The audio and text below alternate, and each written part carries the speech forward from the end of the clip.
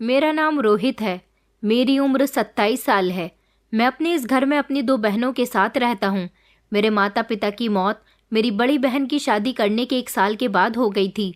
मेरी सबसे छोटी बहन 10 साल की है और एक बहन मुझसे 2 साल छोटी है, जिसकी शादी हो गई थी, मगर उसका भाग्य खराब निकला। उसका पति पहले से ही किसी बड़ी बीमारी का शिकार था। ये जानते हुए भी उसके घर वालों ने उसकी शादी करवा दी ताकि कोई लड़की घर आए और उनके बेटे का ख्याल रख सके। लेकिन उसकी बीमारी शादी होने के बाद भी दिन ब दिन बढ़ती चली गई और फिर वो मर गया। मेरी बहन विधवा हो गई। उसके ससुराल वालों ने उसे अपने घर में जगह नहीं दी और फिर वो वापस अपने मायके में आकर रहने लगी थी। वो हमेशा दुखी रहती थी।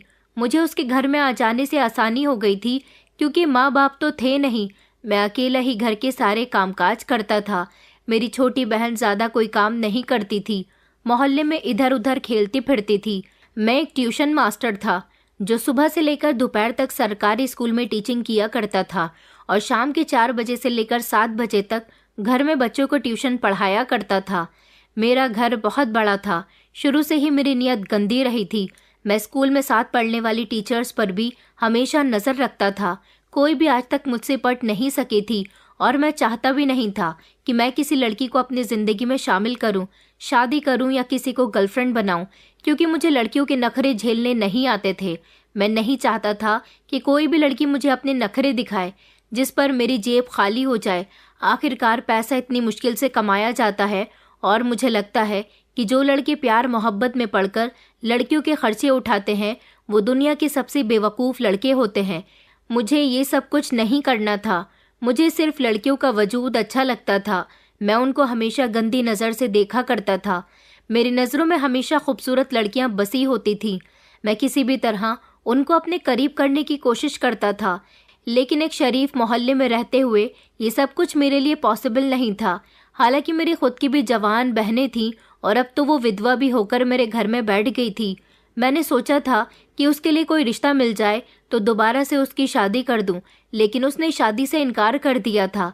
जिस जगह उसकी शादी हुई थी उसके ससुराल वाले उसे बहुत तंग किया करते थे, इसलिए अब उसके मन में दोबारा शादी करने की इच्छा नहीं थी। वो मेरे ही घर में रहती थी, खाना बनाती थी और मेरा बहुत ख्याल रखती थी। यहाँ तक कि वो मेरी छोटी बहन पारुल का भी बहुत ख्याल रखती थी, बिल्कुल पहले की तरह। उसका नाम शीला था। शीला ने पहले भी घर को बहुत अच्छे से संभाला हुआ था और अब तो उसे ऐसा लगता था कि उसकी कभी शादी ही नहीं होगी, इसलिए वो इस घर का और मेरा ख्याल पहले से भी ज़्यादा अच्छे से रखती थी। शाम के 4 बजे जिस समय मेरे पास बच्चे ट्यूशन पढ़ने के लिए आते थे तो मेरे घर का पूरा आंगन भर जाता था। मैं बच्चों से अच्छी खासी फीस वसूल किया करता था। सब लोग जानते थे कि मैं एक होनहार ट्यूशन मास्टर हूँ और बच्चों को बहुत अच्छे से पढ़ाता हूँ, इसलिए मोहल्ले के ज़्यादातर बच्चे मेरे पास आया करते थे। मैं बच्चों के साथ सख्ती से पेश आता था। शरारती और पढ़ाई पर ध्यान न देने वाले बच्चे भी मेरे पास ट्यूशन पढ़ने से सुधर जाते थे। बच्चों को पढ़ाने के साथ साथ मेरे दिमाग में एक शैतानी ख्याल भी आने लगा था। मेरे पास बहुत ही सुंदर सुंदर बच्चियां पढ़ने के लिए आती थी जिनकी उम्र सिर्फ 10 से 16 साल के बीच में होती थी। जिस स्कूल में मैं नौकरी करता था वो भी 7वीं कक्षा तक का स्कूल था, इसलिए मेरे पास छोटे ही बच्चे आते थे और कुछ ऐसे भी बच्चे थे जो मेरे ही स्कूल में पढ़ते थे और मेरे ही पास ट्यूशन भी पढ़ने के लिए आते थे। उस शाम पूरे घर में छोटे छोटे बच्चों की पढ़ाई का शोर गूंज रहा था। किचन में मेरी बहन शीला खाना बना रही थी। हमारे घर में कमरे और किचन आंगन से काफ़ी दूरी पर जाकर था। मेरे घर में एक ऐसा कमरा था जिसका दरवाज़ा दूसरे कमरे की तरफ से भी खुलता था। मैं काफ़ी समय से बच्चों को अध्यापक बनकर पढ़ाया करता था, लेकिन अभी तक मैंने किसी भी बच्चे का कोई गलत फ़ायदा नहीं उठाया था। वैसे तो मैं शुरू से ही बिगड़ा हुआ रहा था। कभी मैंने अपने माता पिता की भी नहीं सुनी थी। उनकी ही जिद और सख्ती का कारण था कि मैं हाई एजुकेटेड था, जिसकी वजह से मुझे ये नौकरी मिली थी। मैं पढ़ा लिखा भी नहीं होता क्योंकि मैंने अपनी पूरी जवानी अपने दोस्तों के साथ आवारागर्दी में गुजार दी थी और अब मेरे माता पिता के मरने के बाद मुझ पर घर की जिम्मेदारी आ गई थी। मैं इस जिम्मेदारी को लेना तो नहीं चाहता था, लेकिन अकेला था। अपने घर का और बहनों का ध्यान मैं ही नहीं रखता तो फिर कौन रखता। मैं अपनी बहनों को ज़्यादा मुंह नहीं लगाता था और शीला को तो बिल्कुल भी नहीं। मैं उसे दिन रात ताने दिया करता था कि तू अपने पति को खा गई है। मेरा दिमाग दिन ब दिन शैतानी रास्तों की तरफ जा रहा था। जैसे कि पहले मुझे लड़कियां पसंद होती थीं, लेकिन अब ना जाने क्यों मुझे लड़के अच्छे लगने लगे थे। मुझे लगता था कि लड़कियां अगर नहीं पढ़ती तो फिर लड़के भी बुरे नहीं हैं। मेरे साथ के कुछ दोस्त थे जो लड़कों के साथ ही अपना समय गुजारा करते थे। मैंने तो अभी तक ऐसा कुछ नहीं किया था, लेकिन ना जाने क्यों मेरे ट्यूशन में पढ़ने आने वाले छोटे मासूम लड़के जो बहुत ही गोल मटोल और सुंदर होते थे, उन पर मेरी नज़र चली जाया करती थी। हालांकि कभी मैंने उनके साथ कुछ गलत नहीं किया था, लेकिन अब मैं खुद पर कंट्रोल नहीं कर पा रहा था। उस दिन भी बच्चे अपनी अपनी पढ़ाई में बिजी थे। मैं अपनी जगह कुर्सी पर बैठा हुआ था और मेरी एक एक बच्चे पर नज़र थी। एक बच्चा ऐसा था जिसकी उम्र 10 साल थी। उसका नाम ईशान था। उसकी मम्मी 3 दिन पहले ही उसे यहाँ मेरे पास ट्यूशन पर डालकर गई थी। ये अच्छे खासे खाते पीते घर का बच्चा था, क्योंकि काफ़ी गोल मटोल और सुंदर था। इसका रंग गोरा और भूरे बाल थे। उसकी मासूमियत उसके चेहरे से साफ झलकती थी और वो पढ़ाई में बहुत इंटेलिजेंट था। पहले ही बच्चे मेरी सख्ती से बहुत डरते थे, लेकिन अब तो मैं कुछ नया करने जा रहा था। ईशान जब मेरे पास अपनी कॉपी चेक करवाने के लिए आया तो मैंने उसके गोल मटोल शरीर पर ध्यान दिया। उसके माता पिता अभी हमारे मोहल्ले में नए आए थे। मेरी नियत उसके शरीर पर फिसलती जा रही थी। मैं उसे बड़ी गौर गौर से देख रहा था। अपना काम करवाने के बाद वो वापस अपनी जगह पर जाकर बैठ गया था और मैं उसे अभी भी दूर से देख रहा था। फिर मैंने उसे बड़े प्यार से अपने पास बुलाया कि बेटा ईशान, ज़रा मेरे पास तो आओ, दिखाओ तो तुम क्या पढ़ रहे हो। मैंने थोड़ी ऊंची आवाज़ में उसे अपने पास बुलाया था। वो छोटा सा बच्चा सहम कर रह गया, क्योंकि उसे बच्चों ने पहले ही बताया हुआ था कि हमारे सर गलती होने पर बहुत मारते हैं, बहुत डांटते हैं और बहुत ही सख्त हैं। मैंने उससे उसकी पढ़ाई से रिलेटेड क्वेश्चन पूछे तो उसने उन सवालों का जवाब नहीं दिया। मैंने कहा, तुम तो बिल्कुल भी याद नहीं कर रहे हो, तुम्हारा ध्यान कहाँ पर है। मैंने उसे ऊंची आवाज़ में बात की। वो खामोशी से मुझे देख रहा था और मेरे पास खड़ा हुआ था। मैंने प्यार से उसके गाल पर हाथ फेरा तो वो भी मुझे देखकर मुस्कुराने लगा। मैं खड़ा हो गया था। मैंने उसे कहा कि आओ मेरे साथ, और फिर मैं उसे उस कमरे में ले गया जो मेरा अंदरूनी और पर्सनल रूम कहलाया जाता था। वहाँ पर अचानक एक खामोशी छा गई थी। सारे बच्चे डरकर बैठ गए थे। उनको लगा कि मैं ईशान की पिटाई लगाऊंगा, इसलिए वो मुझे और ईशान को हैरानी भरी नज़रों से जाते हुए देख रहे थे। चारों तरफ खामोशी छा गई थी। सभी बच्चे डर के मारे सहमे हुए थे।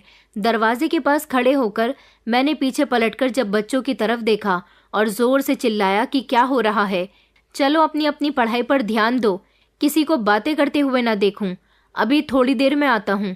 मैंने अपनी जोरदार आवाज़ में उनको एक ऐसी धमकी दी कि सारे बच्चे अपनी पढ़ाई में बिजी हो गए थे। वो क्या पढ़ रहे थे ये तो उन्हें खुद भी नहीं पता था। बस वो इतना जानते थे कि वो मेरा कहना मान रहे थे और उन्हें ऐसा करना ही था, क्योंकि वो अच्छी तरह से जानते थे कि अगर उनसे कोई भी गलती हो जाती थी तो मैं उनको सख्त पनिशमेंट देता था। मैंने सबसे पहले तो कमरे के अंदर ईशान को दाखिल किया और उसके बाद मैं खुद अंदर चला गया और कमरे में जाते ही मैंने कमरे का दरवाज़ा अंदर से बंद कर लिया था। और फिर उसके बाद जब ईशान को मैंने घूर कर देखा तो वो घबरा गया और डर गया। उसकी आंखों में आंसू आ गए थे, क्योंकि वो समझ गया था कि उसे कमरे के अंदर बंद कर लिया गया है। मैं धीरे धीरे चलता हुआ उसके करीब गया और फिर उसके साथ गलत काम करना शुरू कर दिया। वो मुझसे भागने की कोशिश कर रहा था, लेकिन मैंने उसको मजबूती से पकड़ा हुआ था। वो मासूम बच्चा था और मैं एक ताकतवर मर्द। उसकी घुटी घुटी चीखने की आवाज़ कमरे के बाहर जा रही थी, लेकिन मैं जानता था कि बाहर पड़ते हुए बच्चों के शोर में दबकर रह जाएंगी और बच्चों को पता नहीं चलेगा कि कमरे के अंदर ईशान के साथ क्या कर रहा हूँ। किसी ने महसूस ही नहीं किया कि ईशान पर अंदर क्या बीत रही है। वो बच्चा फूट फूट कर रो रहा था, मुझसे हाथ जोड़कर रिक्वेस्ट कर रहा था कि मुझे छोड़ दो सर, लेकिन मैं उस पर रहम करने वाला नहीं था। आधे घंटे तक मैंने उसके साथ ये अत्याचार किया और उसके बाद मैंने दरवाज़ा खोल दिया। फिर मैं अपने कपड़े झाड़ता हुआ बड़ी आराम और तसल्ली के साथ कमरे से बाहर आ गया और वापस अपनी जगह पर बैठ गया। मेरी हवस ईशान के साथ पूरी हो चुकी थी। ईशान अभी भी कमरे में मौजूद था। मैं उसको कहकर आया था कि वो अपना हुलिया ठीक कर ले, अपने कपड़े ठीक कर ले और अपने बाल भी। थोड़ी देर के बाद वो लड़खड़ाते हुए कदमों से चलता हुआ कमरे से बाहर आया। उसके चेहरे पर आंसुओं की लकीरें साफ नजर आ रही थी। उसका पूरा शरीर कांप रहा था, होठ बिल्कुल नीले पड़े हुए थे। मुझे उस बच्चे को देखकर कोई तरस नहीं आ रहा था और ना ही कोई हमदर्दी हो रही थी। उसने मुझे ऐसी नज़रों से देखा जैसे वो मुझसे बहुत डर गया हो। मैंने फिर से उसे बुलाया और कहा कि आओ बेटा, यहाँ मेरे पास आकर बैठो। लेकिन वो तो बहुत डरा हुआ था। उसके मुंह से कोई शब्द नहीं निकल रहा था, बस वो कांप रहा था। मैंने उसको बोल दिया था कि तुम अभी घर नहीं जाओगे। मैंने उसका हाथ पकड़कर उसे अपने बराबर में रखी हुई कुर्सी पर बिठा लिया। मैंने उसका हाथ पकड़ते हुए महसूस किया था कि उसका शरीर बुरी तरह से गर्म हो रहा था और वो अभी भी रो रहा था, लेकिन घुटी घुटी आवाज में। मैं उसको अपने बराबर में बिठाकर उसकी कमर पर हाथ फेरने लगा, जिसकी वजह से वो और ज्यादा डर गया। अब बारी थी कि मुझे उसे अच्छे से समझाना था और उसे धमकी देनी थी। मैंने अपना मुंह झुकाया और उसके कान की तरफ ले गया और उसे सख्त शब्दों में कहा कि खबरदार, जो तुमने इस बारे में किसी को भी कुछ बताने की कोशिश की तो घर जाकर अपने माँ बाप या भाई बहन में से किसी को भी इस बारे में कुछ मत बताना। अगर तुमने कुछ भी बताया तो मेरे पास बड़े बड़े चाकू रखे हुए हैं। मैं उन चाकुओं से सबसे पहले तुम्हारी जबान काटूंगा, फिर हाथ काटूंगा और इसके बाद तुम्हारे दोनों पैर भी काट दूंगा। या फिर हो सकता है कि मैं अपने चाकुओं से तुम्हारे माता पिता की गर्दन भी काट दूं। मेरी बात सुनकर ईशान और ज्यादा डर गया था। अब वो थर थर कांप रहा था, उसका दिल अंदर से हिल रहा था। वो मासूम बच्चा इन बातों को सहने के काबिल नहीं था, लेकिन फिर भी मैंने उसके दिल में इतना डर बिठा दिया था कि वो चाहकर भी अपना मुंह नहीं खोल सकता था। उसके बाद धीरे धीरे सारे ही बच्चे डरी हुई नजरों से ईशान को देखते हुए अपनी पढ़ाई पूरी करके छुट्टी होने पर अपने घर चले गए थे और मेरे पास सिर्फ ईशान रह गया था, क्योंकि मैंने उसे जाने से अभी मना कर दिया था। उसे मैंने कई बार और अच्छी तरह से धमकाकर थोड़ी देर के बाद उसके घर भेज दिया था। मैं जानता था कि वो अब किसी को कुछ नहीं बताएगा, क्योंकि मैंने उसे बुरी तरह से डरा दिया है और वो बच्चा था, इसीलिए आसानी से मेरी बातों में आ गया। फिर मैं आंगन से उठकर घर के अंदर दाखिल हो गया था। मेरी बहन शीला, जो कि किचन में खड़ी हुई खाना बना रही थी, उसने मुझे अंदर आते हुए देख लिया था। उसने गौर से मेरे चेहरे को देखा। शायद उसे आज मेरे चेहरे पर एक अजीब सी शैतानियत दिखाई दी। तभी उसने मुझसे सवाल किया कि भैया, क्या दूसरे वाले कमरे की तरफ कोई बच्चा रो रहा था? कमरे के अंदर से अजीब सी चीखने की आवाज आ रही थी। शीला ने मुझसे दबे दबे शब्दों में जब ये सवाल किया तो मैं फौरन ही उस पर भड़क उठा। मैंने उससे कहा कि कितनी बार कहा है कि तुम मेरे काम पर ध्यान मत दिया करो और ज्यादा ताक झांक मत किया करो। हमेशा सब तरफ नजर घुमा घुमा कर देखती रहती हो और कान लगाती रहती हो। तुम्हारी इन्हीं हरकतों की वजह से तो तुम्हारे ससुराल वालों ने तुम्हें अपने घर में नहीं रखा, वरना विधवा लड़कियां भी अपने ससुराल में इज्जत से रहती हैं। मेरे बच्चों को पढ़ाने का तरीका अलग है। मैं सभी बच्चों को अपने हिसाब से पढ़ाता हूँ।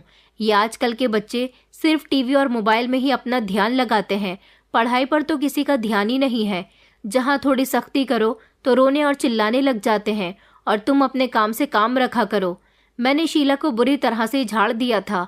उसकी दोबारा मुझसे कुछ भी पूछने की हिम्मत नहीं हुई, लेकिन उसको ये सब कुछ ठीक नहीं लग रहा था।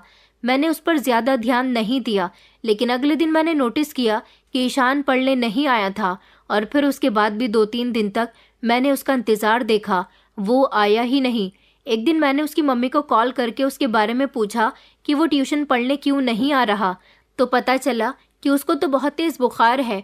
वो बुखार से बुरी तरह से तड़प रहा है। कुछ ही दिनों के बाद जब उसकी तबीयत ठीक हुई तो उसके पेरेंट्स ने उसे पढ़ने के लिए भेज दिया था। मैं समझ गया था कि उसने अपने घर में कुछ नहीं बताया होगा। मैं इस बात पर मुस्कुराने लगा था। मेरी धमकियों में इतना असर तो जरूर था कि बच्चे डर के मारे अपने घर में कुछ बता ही नहीं सकते थे। कई दिनों तक मैं ईशान को इसी तरह से अंदरूनी कमरे में ले जाकर उसके साथ गलत करता रहा, और वो रोने और चिल्लाने के अलावा और कुछ नहीं कर सकता था।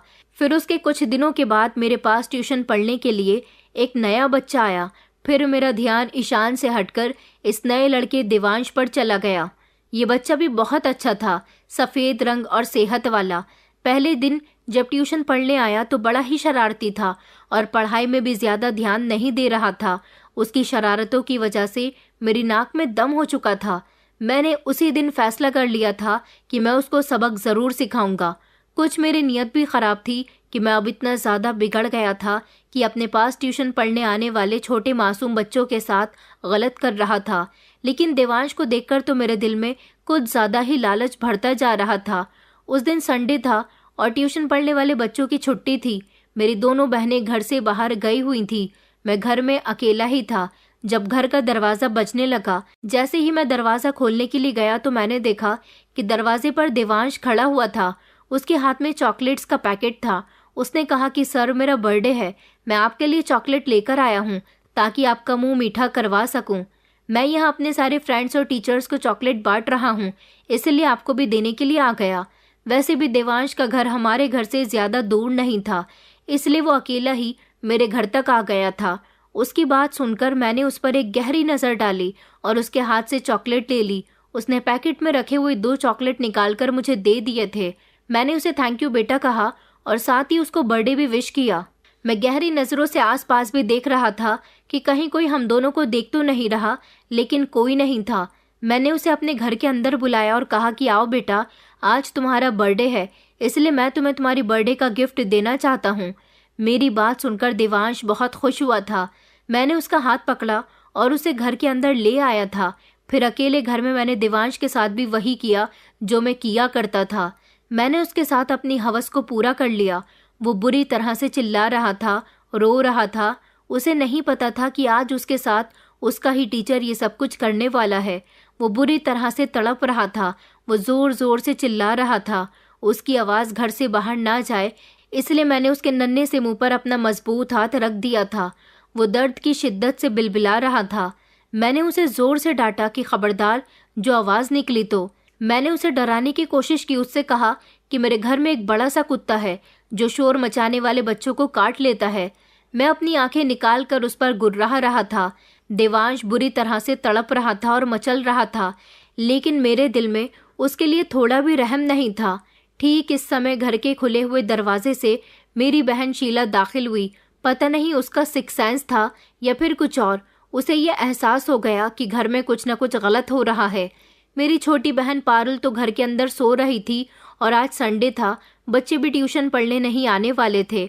तो फिर ये अजीब सी सनसनाहट कैसी थी? ये सारा शक उसके दिल में आ गया था। वो बिना कोई आहट पैदा किए सीधा चलती हुई घर के अंदर अंदरूनी कमरे वाले हिस्से में आ गई, जहाँ एक कमरे में तो पूरी तरह से खामोशी थी, लेकिन दूसरे कमरे का दरवाज़ा थोड़ा सा बंद था। शीला ने कमरे के अंदर झांकने की कोशिश की। जैसे ही उसने आगे बढ़कर कमरे का दरवाज़ा खोला तो सामने का नज़ारा देखकर उसके पैरों तले से ज़मीन निकल गई थी। मेरी भी नज़र जैसे ही शीला पर गई तो मैं घबरा गया था। उसने मुझे देवांश के साथ गलत काम करते हुए अपनी आंखों से देख लिया था और मैं ये सोचने पर मजबूर था कि ये यहाँ पर इस समय क्यों आ गई। मेरी गिरफ्त में 8 साल का देवांश बुरी तरह से फड़फड़ा रहा था। उसने ये देखकर अपनी आंखें बंद कर ली। जिस बात का वहम उसे कई दिनों से परेशान कर रहा था, आज हकीकत उसकी आंखों के सामने आ गई थी। ये सब देखकर वो हैरान रह गई थी। वो ये सब अपनी आंखों से नहीं देख सकी और कमरे से बाहर निकल गई। मैंने फौरन ही अपनी हालत ठीक की और मैं कमरे से बाहर निकल कर गया। शीला एक तरफ खड़ी अपने चेहरे पर हाथ रखी हुई थी।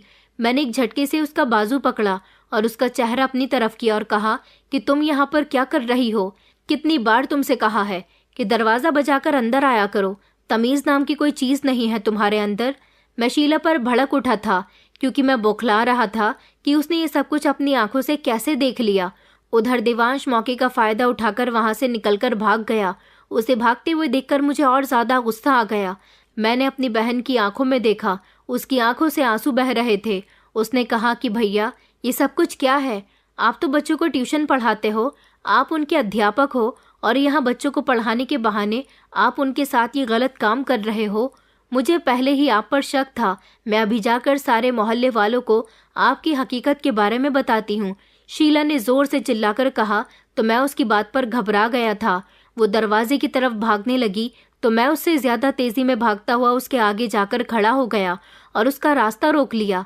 मैंने उसके गाल पर एक थप्पड़ मारा और कहा कि तुम मेरी हकीकत दुनिया के सामने लेकर आओगी? तुम्हें शर्म नहीं आती कि तुम लोगों से अपने भाई की शिकायत करोगी? इतना कहकर मैंने ज़मीन पर रखा हुआ गमला उठाकर शीला के सर में ज़ोर से दे मारा। कमज़ोर से शीला सर में मिट्टी का गमला लगने की वजह से बेहाल हो गई। उसका सर फट गया और उसके सर से खून बहने लगा। वो ज़ोर से चीखी थी और फड़कती हुई ज़मीन पर गिरती चली गई। मैंने उसे गुस्से में कहा कि तुम्हारी वजह से देवांश भाग गया। दूसरी तरफ मेरे दिल में ये भी डर था कि शीला ने सच में अगर किसी को मेरे बारे में बता दिया तो क्या होगा। लेकिन किस्मत अभी भी मेरा साथ दे रही थी। शीला तो जमीन पर गिरकर बेहोश हो गई थी। जमीन पर खून बिखरा पड़ा था। मेरा दिल घबरा रहा था, कहीं ये मर गई तो इसकी मौत का इल्जाम मुझ पर आ जाएगा। बस यही सोचकर मैं उसको फटाफट करीबी अस्पताल में ले गया। अस्पताल वालों ने शीला की जख्मी हालत को शक की नज़र से देखा तो मैंने उनको समझाने की कोशिश की कि मेरी बहन की अपने पति के साथ लड़ाई हो गई थी, जिसमें मेरी बहन ने अपने ऊपर जानलेवा हमला करने की कोशिश की। बस और कोई बात नहीं है, जल्दी से आप इसका इलाज कर दो, इसके पति को मैं देख लूँगा। अस्पताल वालों ने उसका इलाज करना शुरू कर दिया था। शीला के सर में टाँके लगा दिए गए थे। वो अभी तक बेहोश थी। मैं अस्पताल में उसके साथ रात तक मौजूद था, इसीलिए थक गया था। मैं उसको अस्पताल में ही छोड़कर खुद अपने घर वापस आ गया। घर में मेरी छोटी बहन पारुल थी, जिसकी उम्र सिर्फ 12 साल थी। उसने जब दीदी के बारे में पूछा तो मैंने उसे शीला के बारे में कुछ भी नहीं बताया, लेकिन वो अपनी आंखों से सब कुछ देख चुकी थी, इसलिए वो मुझसे इतनी ज़्यादा डरी हुई थी कि उसने मेरे खिलाफ कुछ नहीं कहा। मैं भूखा प्यासा घर आया था। मैंने उससे कहा कि मुझे बहुत तेज़ भूख लगी हुई है, मुझे खाना दो, तो वो डर के मारे किचन से खाना लेकर आ गई थी और उसने मुझे खाना दे दिया। वो सहमी हुई बच्ची थी। माता पिता का प्यार भी उसे ज़्यादा नहीं मिल सका था। मैं भी उसे कभी मुंह नहीं लगाता था। एक शीला ही थी जो उससे प्यार करती थी, उसका ख्याल रखती थी। मैं बिस्तर पर लेटे हुए सोच रहा था कि शायद शीला को मेरी नीयत के बारे में अंदाज़ा हो गया था। मैंने नोटिस किया था कि शीला पारुल को भी मुझसे दूर रखती थी। वो अच्छा उसे मुझसे बचाकर रखती थी और मेरे सामने नहीं आने देती थी। जब उसकी शादी हो गई थी तब भी वो पारुल को अपने घर बुला लिया करती थी।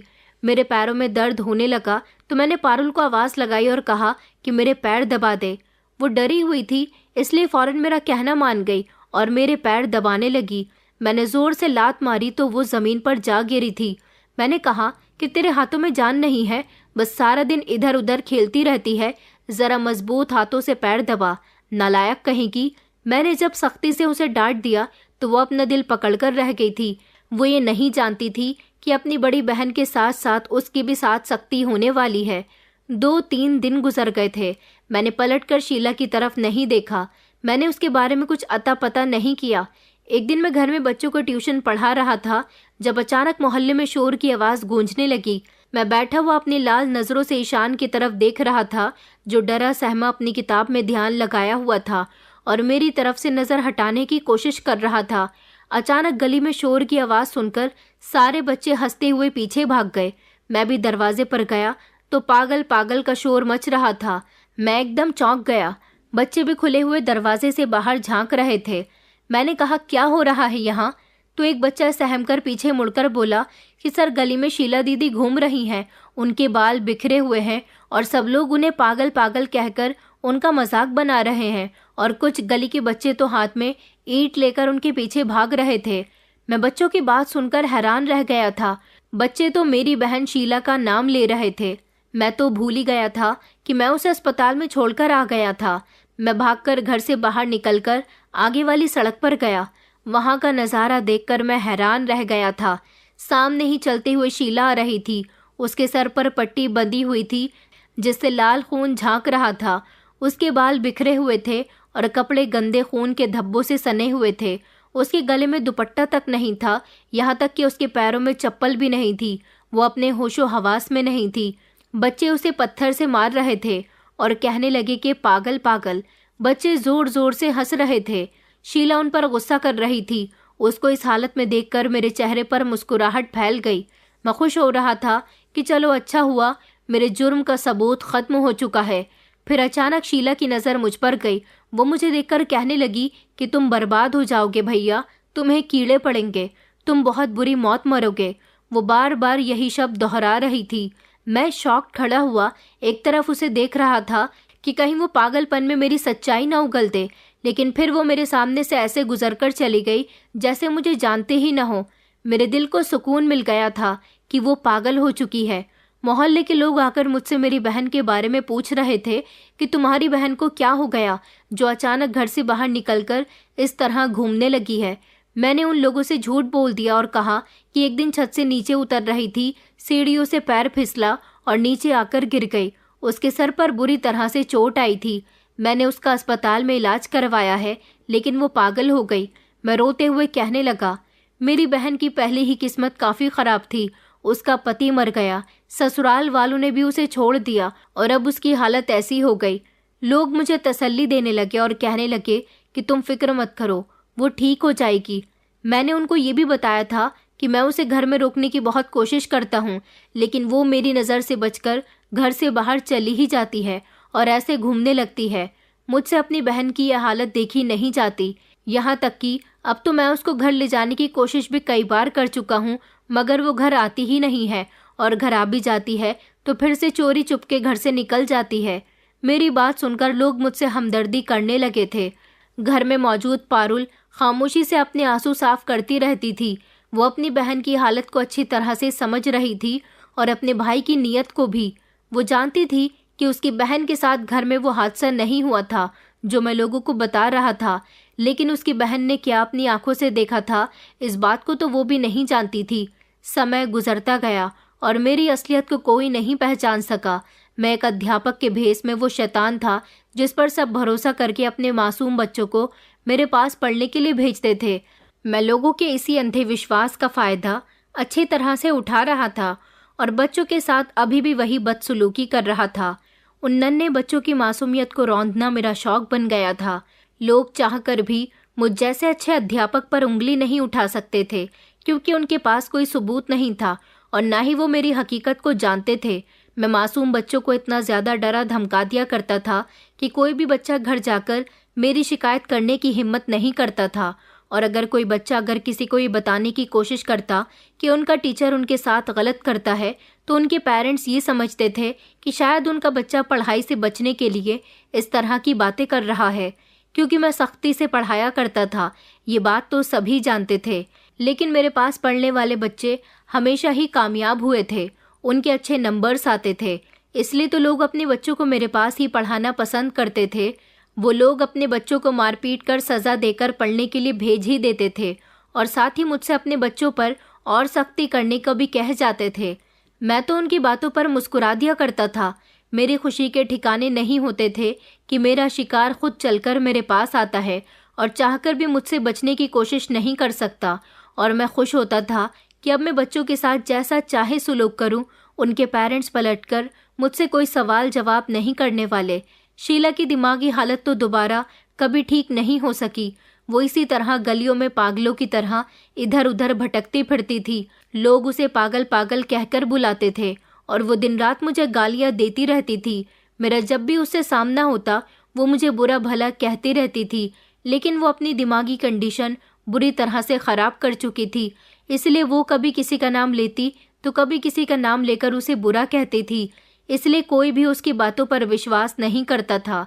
कभी किसी को इस बात का शक भी नहीं हुआ कि इस हालत का जिम्मेदार मैं हूँ, और वो जो कुछ भी मेरे बारे में कहती है वो सब सच है। उधर पारुल घर के दरवाजे पर खड़ी होकर अपनी बहन को इधर से उधर गलियों में घूमता फिरता देखकर आंसू बहाती रहती थी, लेकिन मैं उसे घर से बाहर नहीं जाने देता था। मैं उस पर अपनी सख्त नज़र रखे हुए था।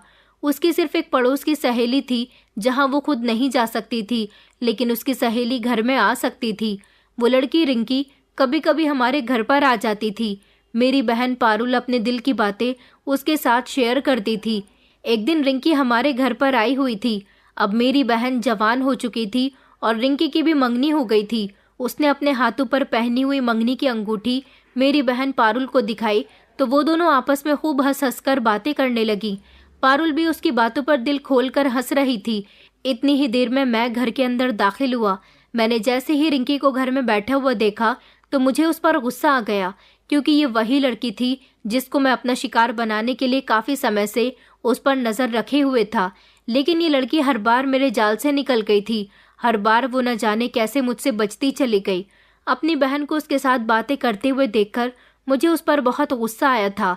मैंने पारुल से गुस्से में कहा कि तुमने इस लड़की को घर के अंदर आने की इजाज़त क्यों दी।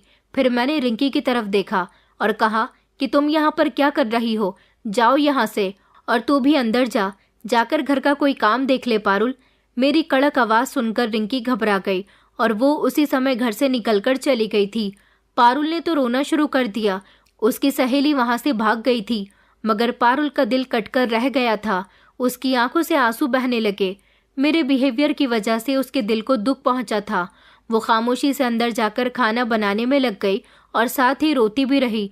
उसे समझ नहीं आ रहा था कि आखिर उसका भाई दोनों बहनों से इतनी नफरत क्यों करता है। मोहल्ले के बच्चे अभी तक मेरे पास ट्यूशन पढ़ने के लिए आया करते थे। हालांकि अब खुद मेरी बहन 18 साल की हो चुकी थी। मुझे अभी भी शादी करने का कोई शौक नहीं था और मैं अभी भी अपनी जिंदगी में मगन था। एक दिन मेरी तबीयत खराब हो गई थी। मेरी बहन सुबह सवेरे घर के सारे काम करने में बिजी थी, लेकिन काम करने के चक्कर में वो मुझे दवाई देना भूल गई थी। जब मेरी आंख खुली तो मुझे पारुल पर बहुत गुस्सा आया। मैंने चिल्लाकर उससे कहा कि मुझे दवाई देना भूल गई हो क्या? जाओ और मेरी दवाई लेकर आओ। उसने घबराकर जल्दी से मुझे दवाई दी और साथ ही मुझसे माफ़ी भी मांगने लगी कि सॉरी भैया, मैं घर के काम में भूल गई थी, मेरी तबीयत खराब थी। ज़्यादा तेज़ आवाज़ नहीं निकल रही थी, इसलिए मैं उस पर ज़्यादा गुस्सा नहीं कर सका। वो मुझे दवाई दे चुकी थी। मेरी तबीयत कुछ ठीक हुई तो शाम तक बच्चे भी पढ़ने के लिए आ चुके थे। बच्चों को पढ़ाते पढ़ाते फिर मैंने अपना एक और शिकार उनमें से चुना और उसे लेकर कमरे में चला गया था। मैं उस बच्चे के साथ भी जुल्म कर रहा था जब अचानक कमरे का दरवाज़ा खुला और मैंने पारुल को दरवाजे पर खड़े हुए देखा तो मेरे पैरों तले से ज़मीन निकल गई, क्योंकि शीला की तरह वो भी मुझे ये सब गलत करते हुए देख चुकी थी और वह फ़ौरन कमरे से बाहर निकल गई। मैं फ़ौरन कमरे से बाहर निकला और मैंने पारुल को बुरी तरह से डांटना शुरू कर दिया कि तुम यहाँ पर क्यों आई थी? क्या काम था तुम्हें? तुमसे कितनी बार कहा है ना कि जब मैं बच्चों को पढ़ाता हुआ करूं तो यहाँ पर मत आया करो। वो सहमी हुई खड़ी थी। उसने कहा कि माफ़ करना भैया, वो आपको दूध से जो गोली देनी थी, मैं वही गोली और दूध लेकर आपके पास आ रही थी। मुझे आप दिखाई नहीं दिए। मैंने बच्चों से पूछा कि भैया कहाँ हैं, तो उन्होंने बताया कि आप कमरे के अंदर हो, इसलिए मैं आपको ये दवाई देने के लिए यहाँ पर आ गई। मगर आप तो, ये कहकर वो फूट फूट कर रोने लगी। ये सब देखकर वो खुद पर काबू न कर सकी, क्योंकि आज उसके भाई की हकीकत उसके सामने खुलकर आ गई थी। लेकिन मैं उसको देखकर हक्का बक्का रह गया था और बहुत परेशान था कि अब उसके सामने भी मेरी सच्चाई खुल गई है। मैंने उसे कहा कि आइंदा अगर तुम मेरी इजाज़त के बिना यहाँ आई तो तुम्हारे साथ बहुत बुरा होगा। वो कांप रही थी, सहमी हुई, डरी हुई थी। उसका चेहरा पूरी तरह से पीला पड़ चुका था। अब वो समझ गई थी कि यह हकीकत है जिसकी वजह से उसकी बड़ी बहन की दिमागी हालत ख़राब हो गई। वो समझ गई थी कि उसका भाई शिक्षा की आड़ में मासूम बच्चों की इज्जत के साथ खिलवाड़ कर रहा है, उनकी मासूमियत का कत्ल कर रहा है। मेरी बहन के लिए ये सब कुछ बर्दाश्त करना नामुमकिन था। वो अपने कमरे में चली गई और बिस्तर पर लेटकर बुरी तरह से रोने लगी। मैं भी अपनी बहन के बारे में सब कुछ जान गया था और अब मैं उसे इस तरह खुलेआम नहीं छोड़ सकता था, क्योंकि वो अपनी आंखों से सब कुछ देख चुकी थी। मुझे पता था कि वो हाथ पैर मारने की कोशिश ज़रूर करेगी। इससे पहले वो दूसरों को मेरी सच्चाई बताए, मैंने उसका बंदोबस्त करना शुरू कर दिया था। इधर मेरी बहन को मेरी तरफ से बहुत डर महसूस हो रहा था। वो बहुत परेशान थी और मैं बहुत गुस्से में था कि मेरी जवान बहन ने अपनी आंखों से ये सब कुछ करते हुए मुझे देख लिया है। लेकिन मैं जानता था कि पारुल पर अच्छाई का भूत बिल्कुल अपनी बड़ी बहन की तरह सवार है। मुझे फिक्र भी थी कि कहीं वो सच्चाई सबके सामने न उगल दे।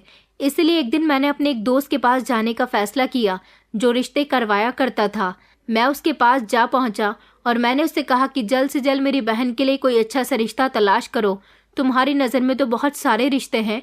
मेरी बहन की उम्र 18 साल है, बहुत सुंदर है। मैं उसको जल्द से जल्द विदा करना चाहता हूँ। जो भी अच्छा रिश्ता हो मुझे ज़रूर बताओ।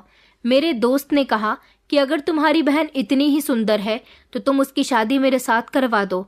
तुम्हारी तरह मेरी भी तो अभी तक शादी नहीं हुई है। मैं तुम्हारी बहन से शादी करने के लिए तैयार हूँ। मैंने चौंक कर उसकी तरफ देखा। मेरा दोस्त मुझसे भी उम्र में 4 साल बड़ा था। यहाँ तक कि मुझ में और मेरी बहन में भी पूरे 9 साल का फ़र्क था। लेकिन इस समय मुझे कुछ भी करके पारुल का बंदोबस्त करना था, इसलिए मैंने उसे हाँ कर दी थी। मेरे ऊपर बुराई की ऐसी छाप लग चुकी थी कि मुझे थोड़ी भी परवाह नहीं थी कि मेरी बहन के साथ क्या होगा। ये कैसा मर्द है। अगली सुबह जब मेरी बहन मेरे लिए चाय बनाकर कमरे में लेकर आई तो मैंने उससे कहा कि शाम को तैयार रहना, तुम्हारी शादी है। मेरी बात सुनकर वो हैरान रह गई। उसे एक ज़ोरदार झटका लगा और वो कहने लगी कि भैया, ये आप क्या कह रहे हो, शादी? मैंने कहा हाँ हाँ, जो तुमने सुना है वही, तुम्हारी शादी है।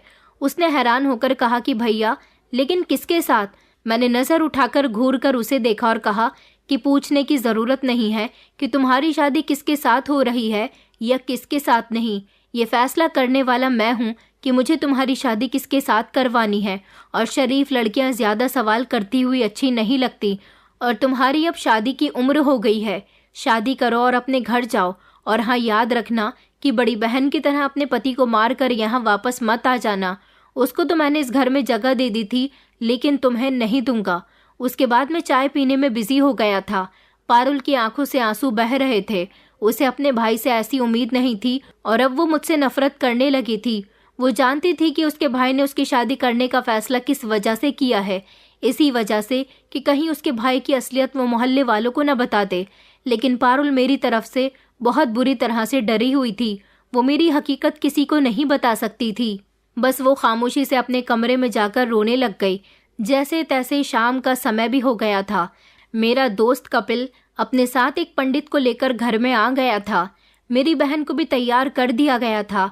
मोहल्ले के 2-3 लोगों की मौजूदगी में मैंने उसकी शादी करने का फैसला कर लिया था, क्योंकि मैं अपनी बहन को खामोशी से भी ससुराल नहीं भेज सकता था, वरना लोग मेरी इज्जत पर सवाल उठाते या फिर वो मेरी बहन का कैरेक्टर खराब बताते।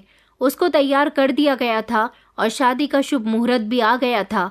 वो तैयार होकर चलते हुए जब मेरी तरफ आई तो उसने मुझे जख्मी नजरों से घूरा था, क्योंकि वो दुल्हे के भेष में मौजूद अपने होने वाले पति को पहचान चुकी थी। उसकी आंखों के सामने वो सारे लाचार बच्चे घूम रहे थे जिनकी जिंदगी में बर्बाद कर चुका था। अगर मेरी सच्चाई दुनिया वालों के सामने आ जाती तो लोग अध्यापकों पर भरोसा करना ही छोड़ देते। लेकिन मेरी बहन फैसला कर चुकी थी कि उसे क्या करना है, मगर मैं उसकी सोच से अनजान था कि आखिर वो क्या करने वाली है। शादी की रस्म शुरू हो चुकी थी। पंडित जी ने मंत्र पढ़ने शुरू कर दिए थे। मेरी बहन और उसके होने वाले पति को बराबर में बिठा दिया गया था। मेरी बहन खामोशी से बैठी हुई अग्नि को देख रही थी। तभी अचानक वो एक झटके से खड़ी हो गई और कहने लगी कि मैं ये शादी नहीं करूंगी। घर में मौजूद सारे मेहमान उसे हैरानी से देखने लगे, जबकि मैं भी उसे देखकर हैरान रह गया था कि उसके अंदर इतनी हिम्मत कहाँ से आ गई। वो कहने लगी कि मैं ये शादी नहीं करूंगी। मेरे भैया मेरे साथ बहुत गलत कर रहे हैं। मेरी शादी अपने से बड़े उम्र के दोस्त के साथ करवा रहे हैं, और वह ऐसा क्यों कर रहे हैं ये भी मैं आप लोगों को बताना चाहती हूँ। मैं फौरन ही चलता हुआ पारुल के करीब गया और उसका हाथ जकड़ने लगा। मैंने कहा, तुम पागल हो गई हो? ये क्या कह रही हो? खामोश हो जाओ और चुपचाप नीचे बैठकर शादी की रस्म को अंजाम देने दो। उसने भी मेरा हाथ झटक दिया और कहने लगी कि बस भैया, बहुत हो चुका। वो वहां पर मौजूद लोगों को देखकर कहने लगी कि मेरा भाई एक बहुत ही दरिंदा इंसान है। आप लोगों के बच्चे जो हमारे यहाँ पढ़ने के लिए आते हैं, ये उनके साथ बहुत गलत करता है। मुझे अपनी बहन पर बहुत गुस्सा आ रहा था, क्योंकि मैंने उसकी शादी में अपने मोहल्ले के पार्षद को भी इनवाइट किया था, जो कि मेरी बहन की शादी पर थोड़े से पैसे देने वाला था। ये बात सुनकर उसने कहा कि ये तुम क्या कह रही हो बेटा? तुम्हारा भाई तो एक बहुत अच्छा इंसान है।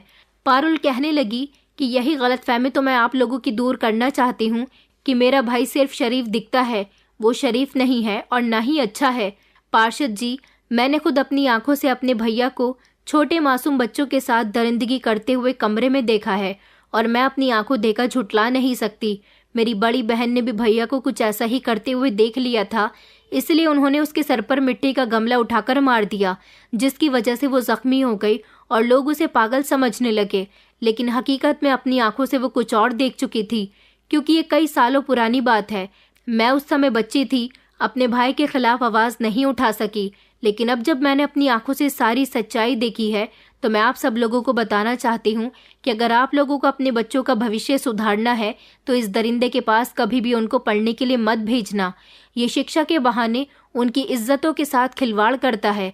ये भी नहीं देखता कि वो लड़का है या लड़की। सब लोगों के सामने आज पारुल ने मेरी सच्चाई खोल दी थी और मैं ये सब सुनकर खामोश हो गया था। आगे उसने कहा कि अपनी सारी सच्चाई छुपाने के लिए ही तो ये मेरी भी शादी अपने दोस्त के साथ करवा रहा है, ताकि मैं यहाँ से चली जाऊँ और उसका राज छुप जाए। आप सबके बच्चे इनका शिकार बन चुके हैं। मैं उसकी बात सुनकर एकदम लड़खड़ा गया था। फिर पार्षद जी भी हैरान रह गए थे, और पार्षद जी को याद आया कि कई सालों पहले उनका बेटा ईशान भी मेरे पास पढ़ने आता था और इसी तरह से गिड़गिड़ाकर उनसे कहता था कि मेरे टीचर मेरे साथ गलत करते हैं, मुझे उनके पास पढ़ने के लिए नहीं जाना, लेकिन घर वाले उसकी बात पर यकीन नहीं करते थे। अब उन्हें समझ आया था कि उनके बेटे की ऐसी हालत क्यों हो गई थी, क्योंकि वो मेरी दरिंदगी का शिकार होकर अपनी दिमागी हालत खराब कर चुका था। उसी समय पार्षद जी ने मेरा गिरेबान पकड़ लिया और कहने लगे कि तुम्हारी बहन सच कह रही है। मैं डर गया था। मैंने अपनी बहन की तरफ इशारा किया और कहा कि ये झूठ बोल रही है, आखिर इसके पास क्या सबूत है इस बात का। पारुल ने मुझे देखा और कहने लगी, सबूत तो वो हर बच्चा है जो आपके पास पढ़ने के लिए आता है। उसने सब लोगों की तरफ देखते हुए कहा, आप लोग उन सारे बच्चों से नरमी और प्यार से पूछ सकते हैं कि उनका टीचर कैसा है, वो खुद ही आप लोगों को हकीकत बता देंगे। उसी समय पार्षद जी ने पुलिस को बुला लिया और मोहल्ले में रहने वाले उन बच्चों को भी बुलाया जो मेरे पास ट्यूशन पढ़ने आते थे, और उनसे जब सारी सच्चाई पूछी तो बच्चों ने सहम कर सारी सच्चाई बता दी थी, और इस तरह मेरी दरिंदगी की हकीकत खुलकर लोगों के सामने आ गई। अब मैं कुछ नहीं कर सकता था। पुलिस ने मुझे अरेस्ट कर लिया। मेरी बहन ने मुझे बहुत बुरा फंसाया था। मुझे उस पर गुस्सा आ रहा था, लेकिन मैं कुछ नहीं कर सकता था। मोहल्ले के लोग मुझे गालियां दे रहे थे, मुझे बुरा भला कह रहे थे। पुलिस मुझे अपने साथ लेकर जा चुकी थी। मुझ पर मुकदमा चला और फिर मुझे जेल में कैद कर दिया गया। वहां पर मैं अपनी सजा भुगतते भुगतते बुरी तरह से बीमार हो गया था। न जाने क्यों जब मैं इस जेल में नहीं था तो मुझे कभी अपनी गलती का एहसास नहीं हुआ, लेकिन जब मुझे यहाँ सजा मिलने लगी तो मुझे अपनी गलती का शिद्दत से एहसास होने लगा। मैं चाहता था कि मैं यहाँ से निकल जाऊं। मुझे उन बच्चों की चीख सुनाई देती थी जिनके साथ मैंने गलत किया था, लेकिन अब मैं चाहकर भी यहाँ से नहीं निकल सकता था। मैं ऊपर वाले से रो रो कर अपनी गलती की माफ़ी मांगता था, लेकिन अब कुछ नहीं हो सकता था। मेरी सज़ा यहीं ही ख़त्म नहीं हुई थी। मैं यहाँ पर कैद था। पुलिस वाले मेरे साथ मारपीट करते थे। मेरा सारा जुर्म मैंने अपने मुंह से कबूल कर लिया था, लेकिन फिर उसके बाद मुझे एक ऐसी बीमारी हो गई जिससे मैं किसी के सामने जाने के काबिल भी नहीं रहा था। मुझे एक अजीब तरह की एलर्जी हो गई। मेरे पूरे शरीर पर फोड़े हो गए थे। जेल में मुझे एक अलग सेल में बंद कर दिया गया, और आज मैं इस दुनिया में ना तो जिंदा लोगों में हूँ और ना ही मरे हुए लोगों में। मैं मौत के लिए तड़प रहा हूँ और प्रार्थना कर रहा हूँ कि मुझे मौत आ जाए। शायद मरकर भी मेरी सज़ा कम नहीं होगी।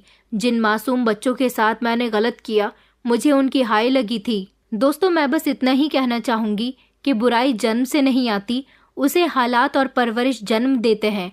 आजकल माता पिता बच्चों की परवरिश में सिर्फ उनकी शिक्षा और करियर पर ही ध्यान देते हैं, लेकिन उनके मन में क्या चल रहा है, उनकी सोच कैसी बन रही है, इस पर गौर नहीं करते। जब एक बच्चा गलत रास्ते पर जाने लगे तो उसकी जड़ें अक्सर घर के माहौल और परवरिश में छुपी होती हैं।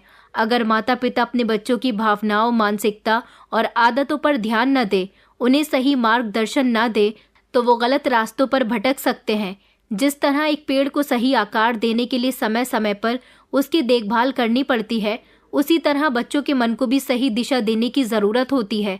माता पिता की लापरवाही सिर्फ एक मासूम को ही नहीं बल्कि पूरे समाज को अंधकार में धकेल सकती है। इसलिए बच्चों की परवरिश में सिर्फ पढ़ाई ही नहीं बल्कि उनके नैतिक मूल्यों, भावनात्मक स्थिरता और मानसिक स्वास्थ्य पर भी उतना ही ध्यान देना जरूरी है। एक सजग माता पिता ही एक अच्छे इंसान और सुरक्षित समाज की नींव रख सकते हैं। आज के दौर में माता पिता बच्चों की पढ़ाई के लिए किसी पर भी आंख मूंद कर भरोसा कर लेते हैं, बिना ये जाने कि उनके मासूम बच्चों के साथ क्या हो रहा है। शिक्षा जरूरी है, लेकिन उससे भी ज्यादा जरूरी है बच्चों की सुरक्षा। माता पिता को चाहिए कि वो अपने बच्चों की बातों को गंभीरता से सुने, उनकी दिनचर्या पर ध्यान दें और जिस व्यक्ति के हाथों में वो अपने बच्चों को सौंप रहे हैं उसकी गहराई से जांच पड़ताल करें। बच्चों की मासूमियत को बचाना हमारा कर्तव्य है, क्योंकि एक छोटी सी लापरवाही उनका जीवन बर्बाद कर सकती है। जागरूक बने, सतर्क रहें और अपने बच्चों के सबसे बड़े रक्षक खुद बने। दोस्तों, उम्मीद करती हूँ आपको हमारी ये कहानी पसंद आई होगी। कहानी पसंद आई है तो वीडियो को लाइक करें, चैनल पर नए हैं तो चैनल को सब्सक्राइब करें और हाँ, नोटिफिकेशन बेल को ज़रूर दबाएं ताकि अगली अपडेट सबसे पहले आपको मिले।